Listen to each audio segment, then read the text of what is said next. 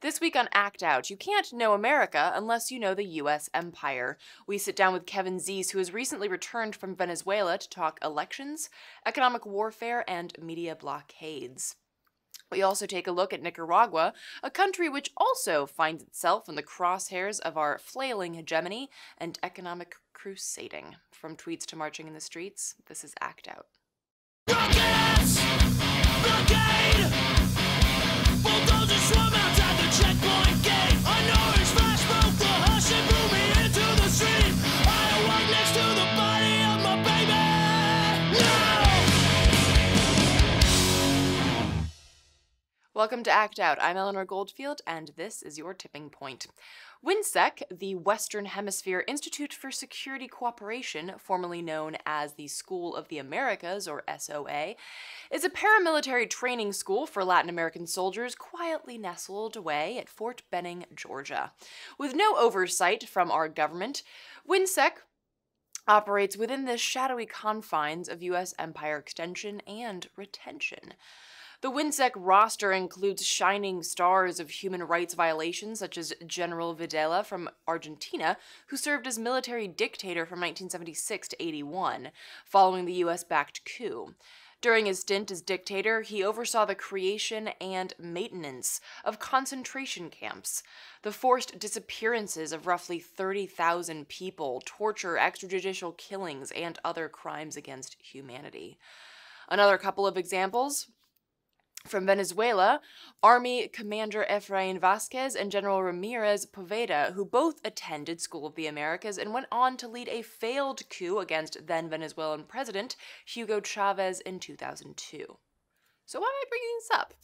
Well, I bring them up not because there's any new breaking news surrounding WHINSEC, but rather because WHINSEC represents an important piece of a complex puzzle that has been so distorted by our media that the majority of Americans not only know next to nothing about what's really going on in South America right now, but they know even less about how that turmoil is directly connected to U.S. actions and interests.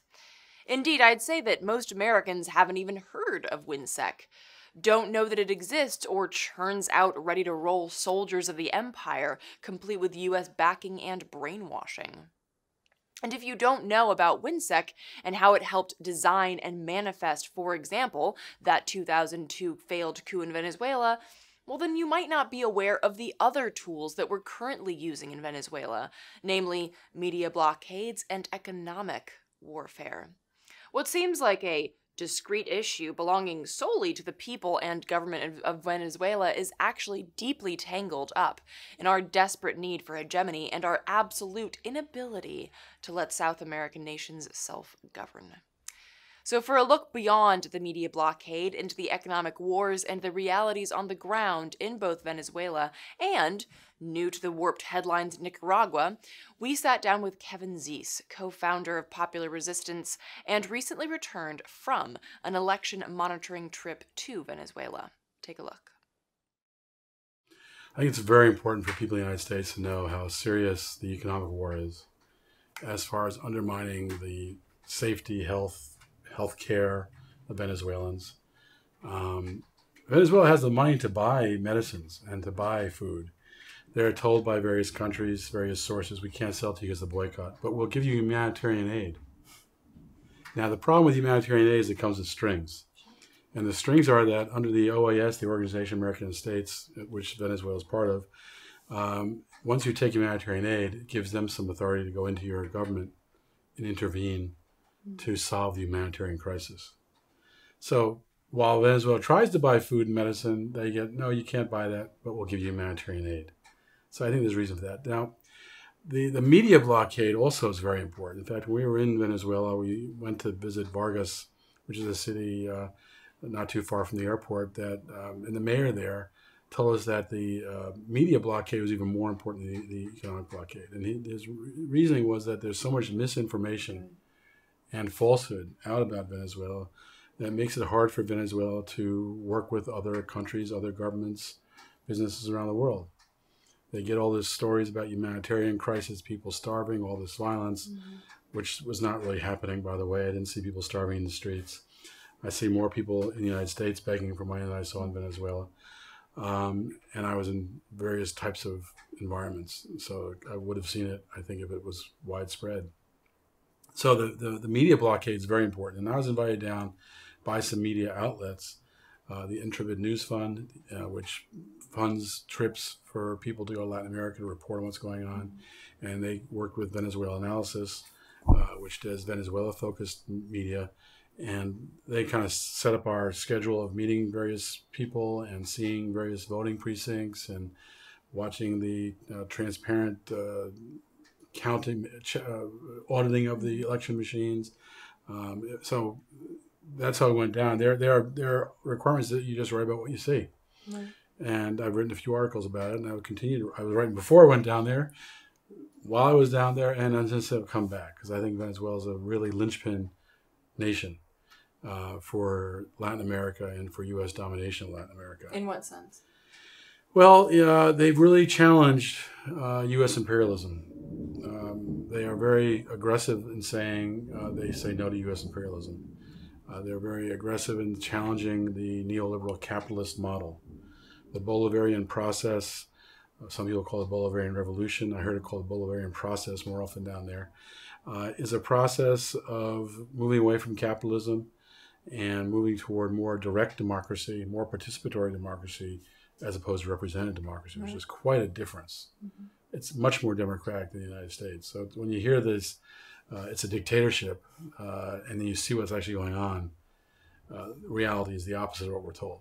It's kind of like the threat of the good example. Like we're afraid that's a big one. Yeah, we're afraid that if people actually find out what's going on down there, that their elections are really that great, that they have a better housing situation and all of this, then people here are going to be like, well, why don't we have that? So with regards to Venezuela and what you saw there, not just the fact that their voting system is so far, much more advanced than ours, much more equal and fair, but also the people that you spoke with, how are people responding? Let me start first with the electoral process, because you went through that, you are correct. It's an excellent electoral process, the best in the world, Jimmy Carter said. And we saw it used in multiple voting places, multiple precincts. It's foolproof as far as fraud goes. In other words, someone can't come in and say they're Eleanor Goldfield and vote. Right. They can't say they're me and vote, because you have to do a fingerprint to start the process. And you don't do the fingerprint, that starts the machine. You have to do that fingerprint to get the machine going. And is everybody on the voter, because the purging the voter rolls is a very hot topic. Well, it's not done. It's the opposite there. There you are registered to vote if you're of age. It's an automatic voter registration, which we should have in the United States, and some states are moving in that direction. Rather than suppressing registration, we should be making it automatic. Everyone should be registered to vote if they're 18 years old. It just should be automatic, and it shouldn't be a process to get registered to vote. You should make it easy to vote. Plus, they vote on a weekend rather than a work day. And they also ban alcohol sales from the Friday before the Sunday vote. Oh. So no drunk voting. No one coming to the polls with a headache from drinking. So anyway, you go to the voting, you put your fingerprint on, starts the process, you go vote on a machine, you get a printout of your vote, you look at that, you approve that, you put that in a ballot box. So you have both a printed verified record and you have the electronic record, and then you have to use a fingerprint again to exit. So that's a very simple but secure process. And they do a lot of testing the machines before they use them. And one of the most important things they do about their system that no other country in the world does is a public audit on election day. So after they go through voting all day, the people running the elections have to do an audit of 54% of the voting machines, a random audit. They pick the machines randomly. And so the process, the audit is, they take all the ballots out, the voter verified ballots out of the box, pick one up, Henry Falcon. They show the people watching. The media can watch, the public can watch, all the parties can watch. Everyone sees it. Maduro, they do them all, and they go through every ballot in that box. Wow. After they go through a whole day of electioneering, oh my God, they're so exhausted. And then they compare the count of the voter verified ballots with the electronic vote count. And if they're accurate, then they feel like they got the machine right. And so they do have 54%. No other country does that. The United States doesn't do that. Having a recount in the United States, very difficult. It just doesn't happen. And some of the countries, some of the states in the United States don't even have a voter verified ballot. They just have the electronic vote. The problem with electronic vote is it's done by software. That's what does the count. So you press the button, the machine counts it. Guess what? You do a recount with that machine, you press the button, the same software counts it. Same software counts it. Every time you press the button, you get the same result. If it was wrong the first time, it's going to be wrong the second, third, and fifth time. And so Venezuela does it differently. So it's a superior system. As far as people's attitudes go, it's so hard when you're there talking to people to generalize for the whole public. Sure. So I can tell you a few incidents to give you a sense. But it was a pretty solid victory for Maduro. In the oligarch neighborhoods, they had protests to keep people away, scaring people away from them. They wanted to enforce their non-participation. Because when you choose non-participation, basically it's a desperate choice. They know they're going to lose the election, and so they don't participate in order to undermine the credibility of the election. So it's challenge the credibility or lose the election. Which is the better? Which is the worst of two options? They chose the let's challenge the credibility by not participating. So one taxi driver says to us, we say, are you going to vote? No. Why? Well, no, the other side's not going to vote. So it's a one side. Why bother? I know it's going to turn out. There's only one side voting. So I think a lot of Maduro voters didn't vote. Another example, we were giving a tour of this really interesting ski lift, you could call it, that goes up from the bottom of Caracas into the poor neighborhoods. And Chavez Maduro were very criticized for building that for the poor people. Can't they walk down the steep hills? It's like an hour to 2 hour walk, from the top to the bottom, and then walk back up at the end of the day. So they put these gondolas in to the poor neighborhoods. So the gondola goes up the mountain, and it goes across a few stops atop the mountain, and then goes back down the mountain. So it's like a really great transit system for people who have to come down from the hills.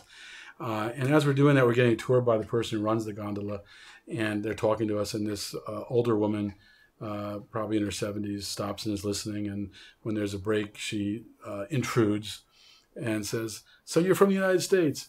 Yes. We know you guys. We know your government wants our oil.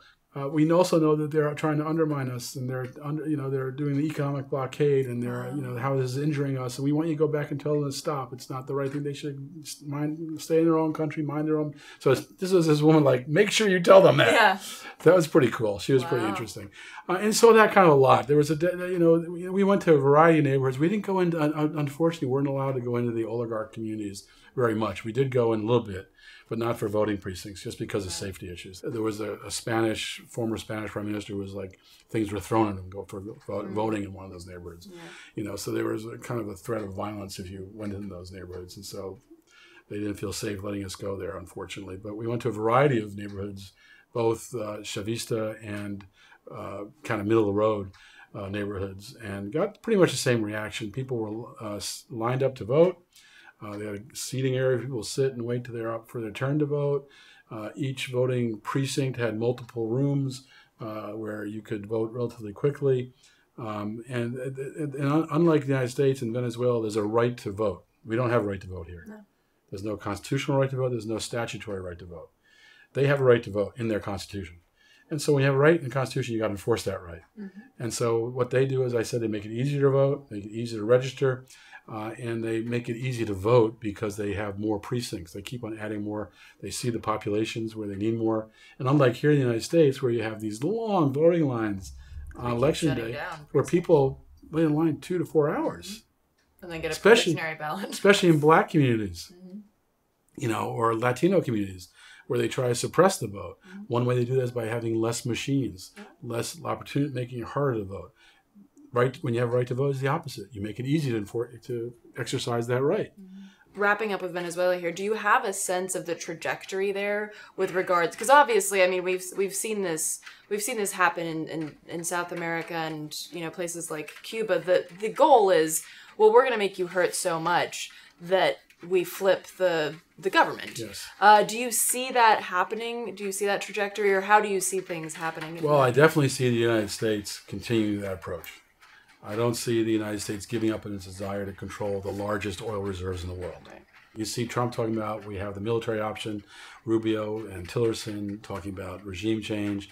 You see the head of Southern Command, Admiral Kidd, meeting with the military leadership in Colombia, the bordering country, which is, as I said, the Israel of Latin America, the bordering country planning potential U.S. attack on Venezuela. You see them doing military exercises off the coast of Venezuela. So you see all these stuff the U.S. does to intimidate and show their military power.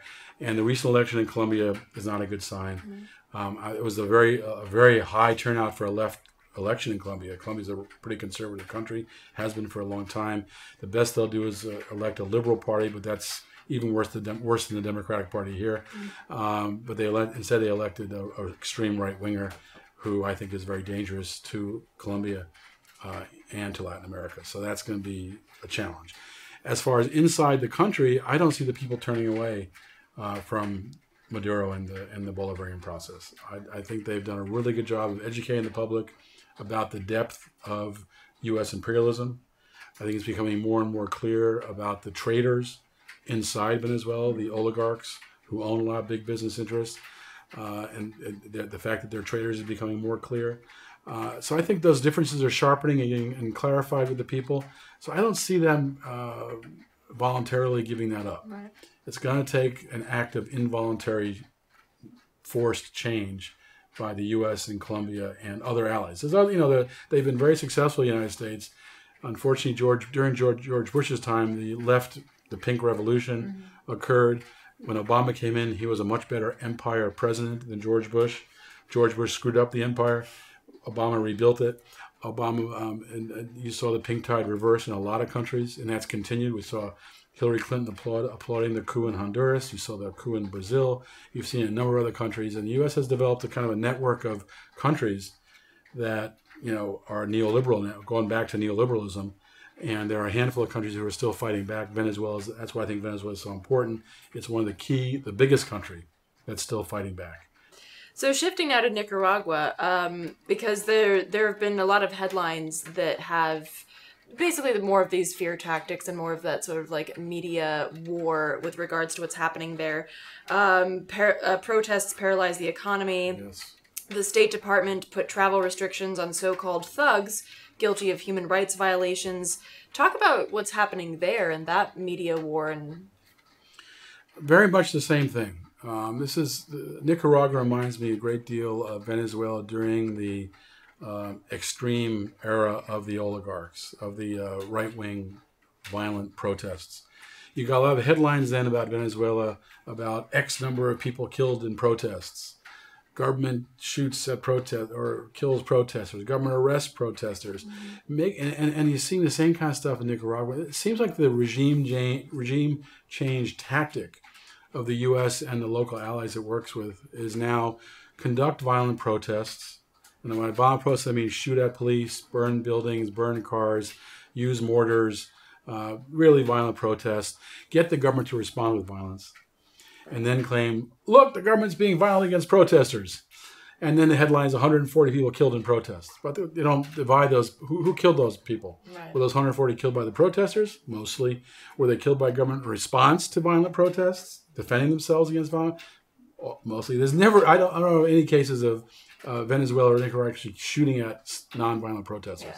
Yeah. I don't think it happened in either place. But the headlines tell a totally different story. And unfortunately, even Democracy Now! Has been putting out the wrong story. The story of the neoliberal, the story of the regime changers, and not the story of those which are the majority of Nicaraguans who stand with Ortega. Because Ortega's also been doing the same thing that Maduro and Chavez been doing, improving the lives of the poorest Nicaraguans. And shifting away from American imperialism. Shifting away from imperialism, and people's material life is improved. More housing, more food, able to survive more than they used to under the neoliberal order that existed for so long.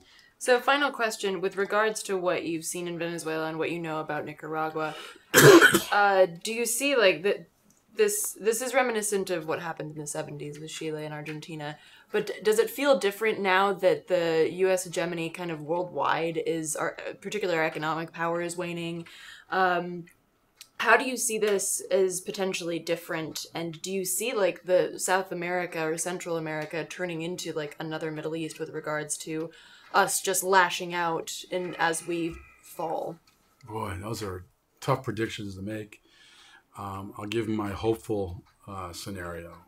It's pretty clear to a lot of people now that the 2020s is the decline of U.S. empire. And by 2030, the U.S. empire could be finished. Mm-hmm. We're seeing more evidence of the U.S. being shut out of various processes. Sometimes it voluntarily leaves, like the Copenhagen agreements. Mm-hmm. Sometimes it's just ignored by various parties. You're seeing the rise of China, which is now the largest economy in the world, depending on how you measure GDP. One measure of GDP, the U.S. is still the largest, but I think a more accurate measure of GDP, personal purchasing parity, mm-hmm. GDP, China is number 1, Europe is number 2, the U.S. is number 3. So we're losing economic power. I think we're losing economic power more. This tariff stuff that Trump is doing is an act of desperation to make up for very poor management of the economy. When you're spending half your budget, now 60% of your budget, discretionary spending on the military, at a time when you need to spend several $1 trillion on infrastructure renewal that's falling apart, you're making some bad judgments. When your industrial base is being leaving the country because the investors see cheap labor, cheap resources in Mexico or other countries, and China, you lose your industrial base and you become a nation, a debtor nation, as opposed to a surplus. You're not going to solve that by tariffs. You have to remake your economy, you have to remake your economic policy, and you have to build it from the bottom up, not from the top down. We've been doing this trickle-down stuff since Reagan. It doesn't work. Pissing on the poor, which is what trickle-down is not going to create a new economy. We need to be doubling Social Security. We need a raising to the minimum wage to about $25. That's what a real living wage would be, $22 to $25. Right now, someone earning the federal minimum wage cannot afford to rent anywhere in the country. Anywhere in the country. That's obscene. So that's not a successful economy. When you have a wealth divide where 3 people have as much wealth as half the population, that's not a successful economy. So your question was about Venezuela. And Nicaragua. And Latin America. but essentially, as long as the U.S. is going in the wrong direction, it's going to be flailing around and doing damage.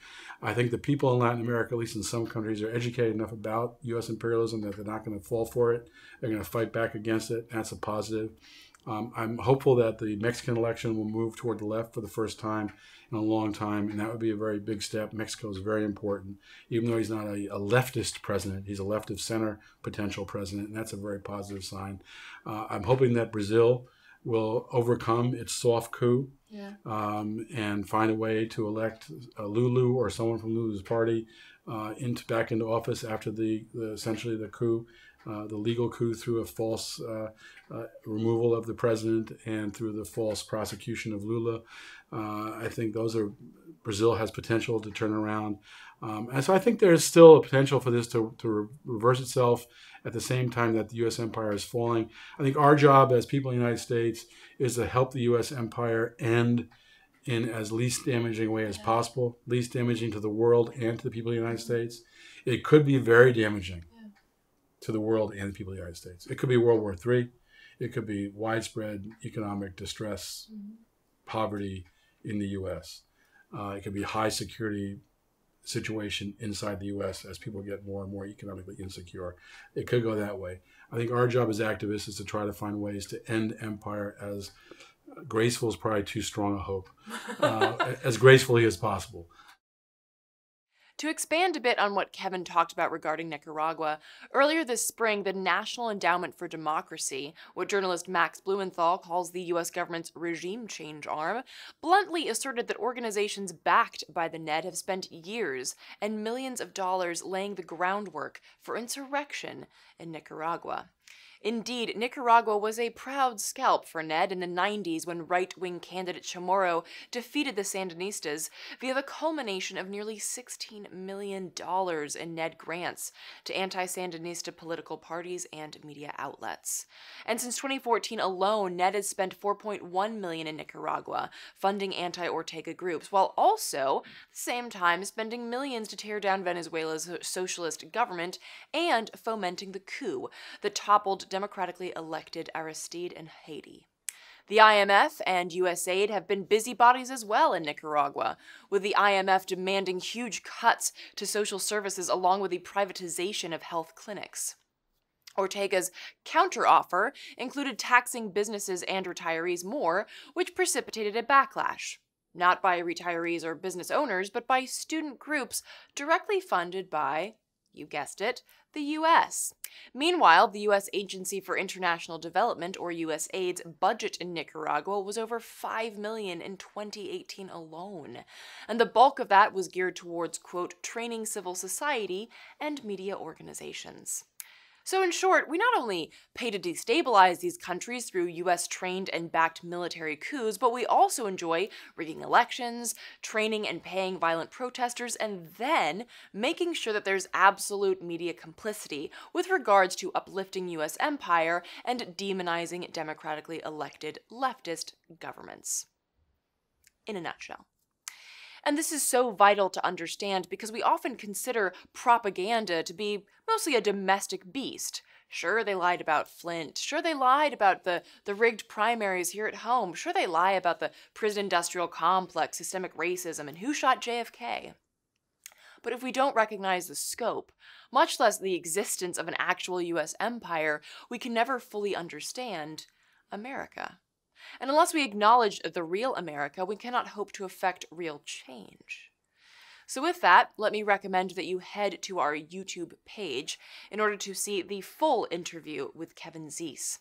And I also recommend that you check out Confessions of an Economic Hitman for more on the US empire's economic crusades. And that will do it for this week's Dose of Dissent. Thank you so much for watching. Please do spread and share this with all of your friends, foes, and people that you don't know. Again, check out the last slide and the show description online in order to find sites mentioned in this week's show. And for interim updates, as well as posted videos, images, and articles, visit us on our social media sites. To those who have donated to keep the show going, thank you so much. Please do keep spreading the word in order to ensure our ability to keep acting out independently. From the Devil's Den, good night and act out. And real quick, to keep independent, non-corporatized media like this show going, visit patreon.com/actout.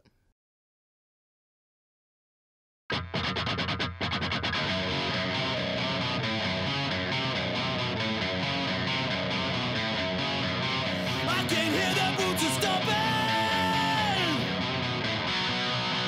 Come on, boys, let's get some rocks to throw. I can't stand to hear my father cry anymore. Time we left for nothing, motherfuckers dead in the road. We've been backing up inch by inch, we got nowhere else to go. It's been too many years since you pushed inside my shove. I'm not a violent man, but I will kill for